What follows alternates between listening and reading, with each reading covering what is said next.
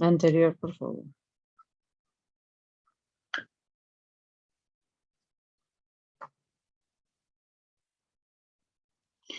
Asimetrías funcionales.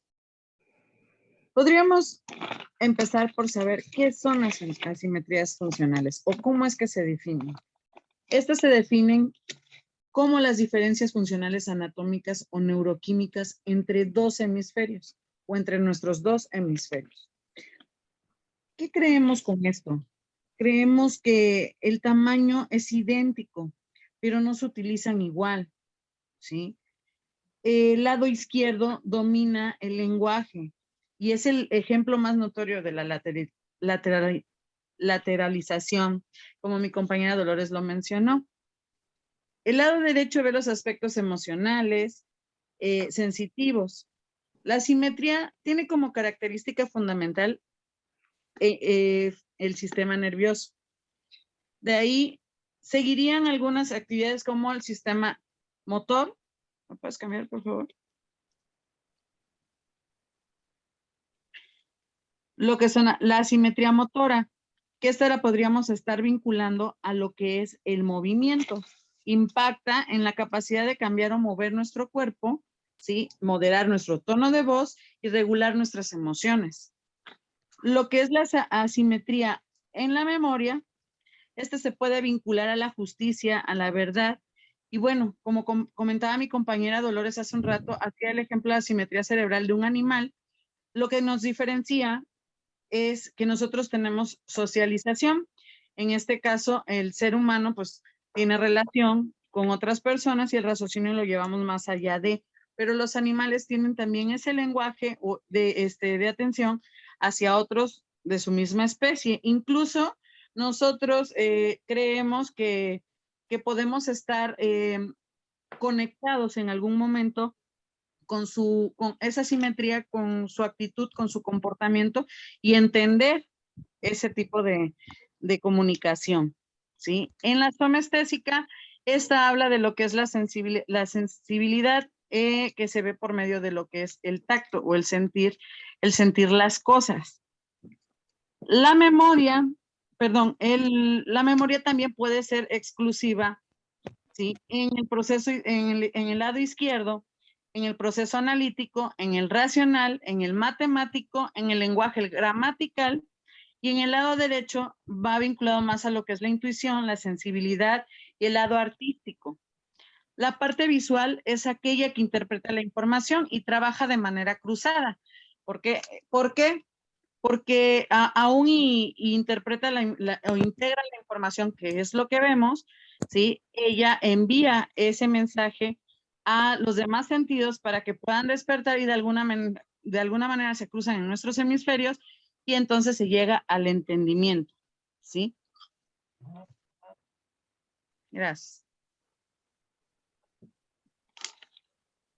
Muy bien, ahora vamos a hablar sobre la neuropsicología de la surdera. Bueno, para empezar vamos a ver un poco de historia y vamos a ver un poco de etimología. Los zurdos son un colectivo muy amplio, heterogéneo formado por varios centenares de millones de personas de todas las razas y de todo tipo de culturas. Se desconoce hasta la fecha el momento evolutivo en el que la condición del zurdo se convirtió en minoritaria para dar prioridad a la condición de diestro. No tenemos fecha exacta, simplemente solo se sabe que la mano derecha es la que predominó. Aquí, como vemos, tenemos una imagen de hace muchos años antes de Cristo, a donde ya estaba la mano derecha como dominante. Un ejemplo que les puedo poner para ello es las referencias bíblicas que dictonomizan el significado de la derecha y de la izquierda, de tal modo que las personas injustas que han obrado mal son las que estarán situadas a la izquierda del creador del día del juicio final. El origen de la surdera sigue siendo un misterio para todos, para la ciencia, porque en el mayor peso específico explicar su existencia ha sido muy difícil. Muchas personas, muchos científicos lo relacionan con factores evolutivos y neurobiológicos. Hay diferentes tipos de teoría. En especial hay 4 teorías importantes sobre la génesis de la sordera. La siguiente, por favor. La primera, las teorías genéticas. Bueno, aquí esa teoría se afirma que la causa de la sordera es genética, o sea que era hereditario por los padres, aunque esta teoría no se demostró de manera plena, porque observaron que más de la mitad de los progenitores progenitores zurdos son diestros o viceversa. La siguiente, por favor.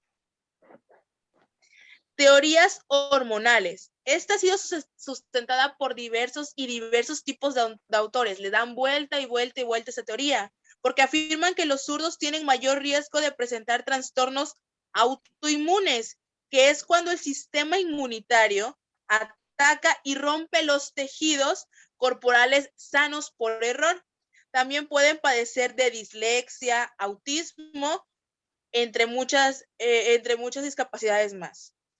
Las teorías ambientalistas fueron las primeras en postularse, pero no son 100% probadas o 100% aprobadas. Entre ellas está la teoría del amamantamiento, la teoría que es cuando el niño es sostenido con el brazo izquierdo de la madre, y esto hace que con la mano derecha se tranquilice un poco. La teoría de la guerra primitiva, que es cuando los guerreros sostienen el escudo con la mano izquierda, sosteniendo el corazón, y esto hace que ocupen libremente la mano derecha. La teoría de la asimetría visceral,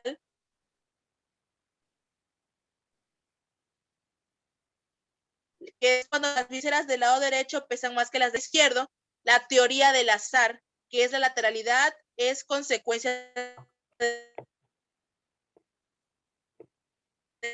del azar y puede estar determinada por diversos entretenimientos. ¿Ok? Hay otra teoría muy importante que también no está aprobada al 100%, vuelvo a repetirle, que es la teoría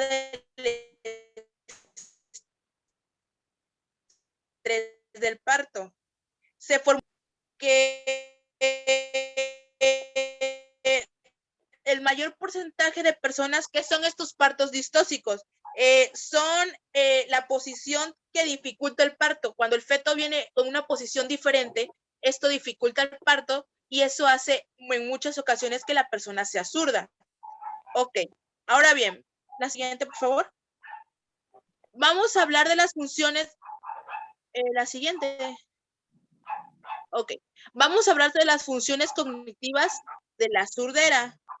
El desarrollo cognitivo de los zurdos es similar al de los diestros. Sin embargo, cuando se realiza un estudio neuropsicológico entre diestros y zurdos, se determinan diferencias como peor resultados en tareas de tipo perceptivo. ¿Cuáles son estas? El recuerdo de caras, rotaciones de figuras, entre muchas otras más. Aquí vamos a ver los tipos de zurdos. Ok, hay zurdos naturales, que son los que utilizan preferentemente la mano izquierda, sin que exista evidencia de algún daño cerebral y suelen ser de origen genético. Los zurdos orgánicos utilizan de modo preferente la mano izquierda y tienen antecedentes de un daño cerebral precoz que pudo propiciar la dominancia manual de la mano izquierda. Los zurdos contrariados, que son las personas que al inicio fueron forzados a utilizar la mano derecha, a pesar que tenían un claro predominio que ellos usaban la mano izquierda. Aquí, como podemos ver, el Día Internacional del Zurdo, que es el 13 de agosto. La siguiente, por favor.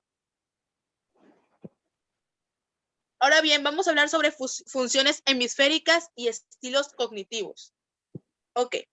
Las funciones hemisféricas del lado izquierdo recibe la denominación de hemisferio verbal o lingüístico, porque es dominante en el lenguaje oral y escrito. Aquí vemos una imagen del hemisferio izquierdo y del hemisferio derecho. El hemisferio izquierdo es dominante para el razonamiento matemático. Es el principal responsable. Su organización de tipo neural es focal, que es cuando presentan áreas funcionales más localizadas que el hemisferio derecho. Ahora bien, vamos a ver sobre el hemisferio derecho. Se le considera como el hemisferio espacial o no verbal, dominante en procesamiento visoespacial, como la lectura de mapas, identificación de caras, entre muchas otras. Capacidad lingüística limitadas. En este hemisferio son incapaces de producir lenguaje, tienen aptitudes muy limitadas para la comprensión verbal, pero también domina el control de la atención. Utiliza un tipo de procesamiento caracterizado por el estilo cognitivo, intuitivo, imaginativo, sintético, simultáneo, concreto y emocional. Es decir, procesa la información de un modo holístico y gestalístico. También es dominante en expresiones negativas. Se produce mucho mayor grado de activación metabólica y neurofisiológica, que es el procesamiento de emociones negativas. Por último, vamos a hablar de los estilos cognitivos y hemisfericidad. Aquí, como podemos ver, está una tabla sobre la denominación habitual del hemisferio derecho y el hemisferio izquierdo, que es lo que les expliqué hace un momento. La siguiente. La siguiente. La siguiente.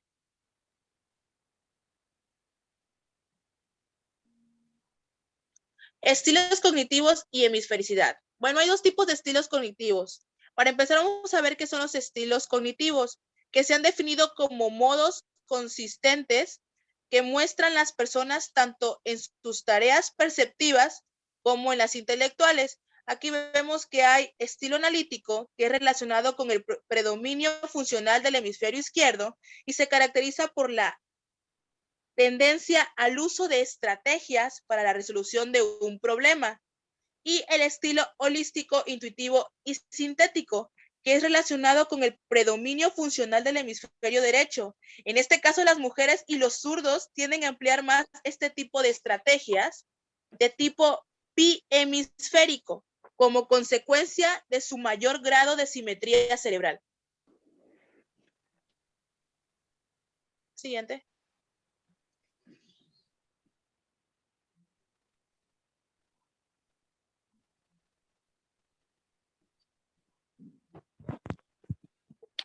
Ok, bueno, siguiendo con el tema, bueno, yo les voy a hablar sobre los síndromes hemisféricos. Bueno, sabemos que el hemisferio es una de las dos partes, de las dos mitades del cerebro humano, donde cada uno se encarga de los movimientos de cada cual.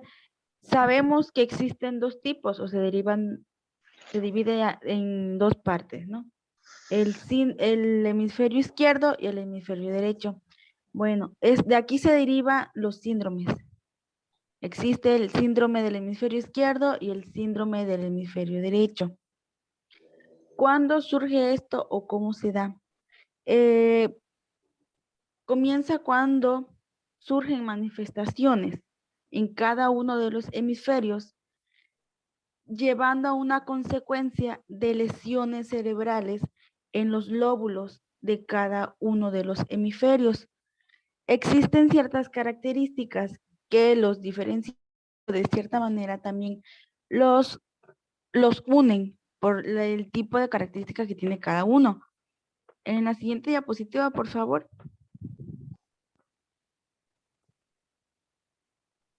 ¿Sí me pasas a la otra? Ok.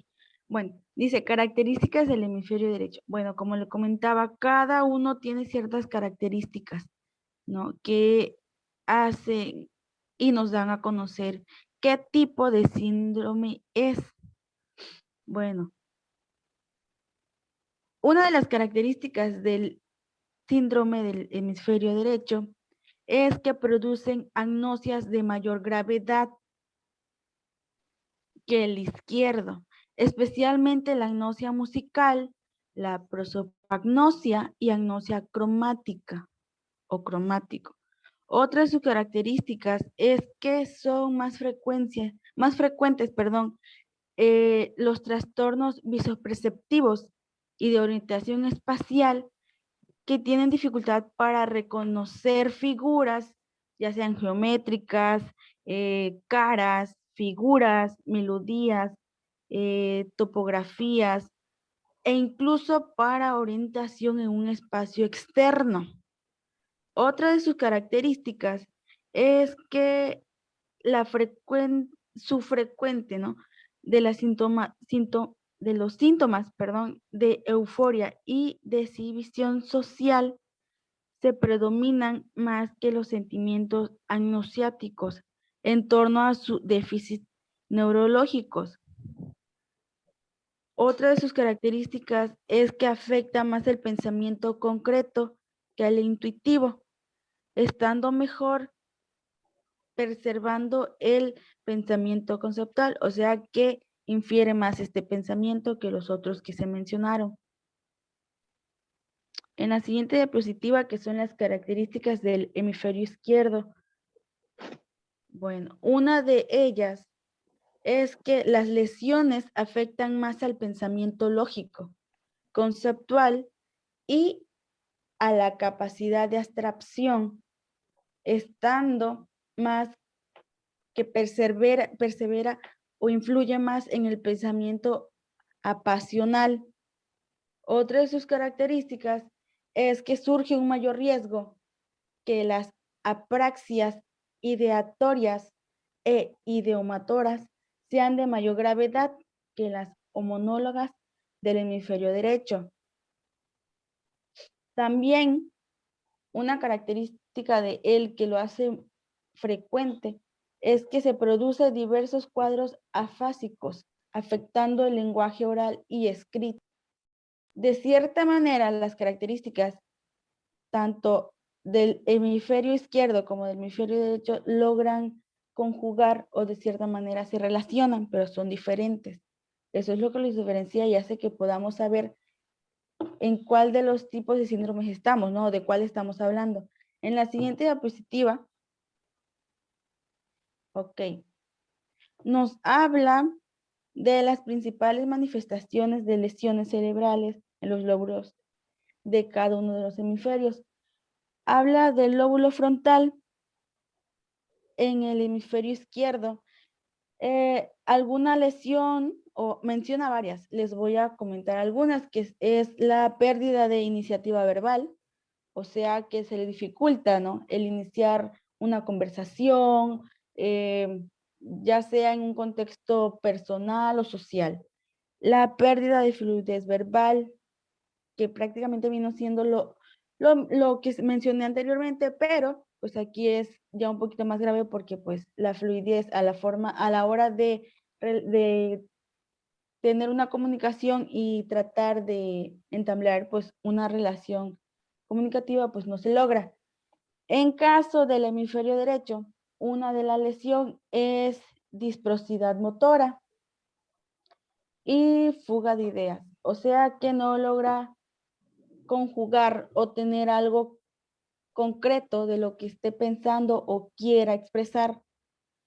En el lóbulo parietal, hablando en el hemisferio izquierdo, una de sus lesiones es trastornos de memoria sensorial verbal, otro es el trastorno de memoria inmediata sensorial verbal. Y hablando del hemisferio derecho, habla de que una de sus lesiones es el trastorno de memoria inmediata sensorial espacial y también el trastorno de memoria sensorial icónica. En el lóbulo temporal del hemisferio izquierdo, habla de la lesión de trastornos del ritmo, o sea que se le dificulta relacionar y sincronizar ciertos ritmos que día a día en su cuerpo pues se va aprendiendo y se va relacionando con otras cosas. Y también otra es la amnesia verbal, tanto como la anomia para los colores, o sea que no logra diferenciar en ciertos momentos qué tipo de color es o qué objetos llevan ese color.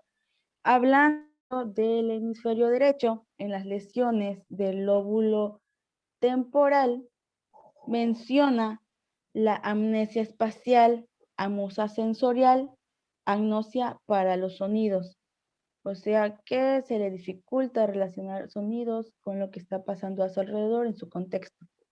En el occipital, en el hemisferio izquierdo, habla de la lesión alexia sin agrafía, la alexia agnóstica y la anomía para los colores. Y en el lado izquierdo habla de la alexia espacial, esa es una de las lesiones, también como la propopagnosia, agnosia espacial y simultagnosia. En la siguiente diapositiva, por favor. Ok. Habla del síndrome de desconexión. El síndrome de desconexión, también conocido como síndrome de Sperry, surge cuando el cuerpo calloso del cerebro sufre una lesión o una enfermedad causada.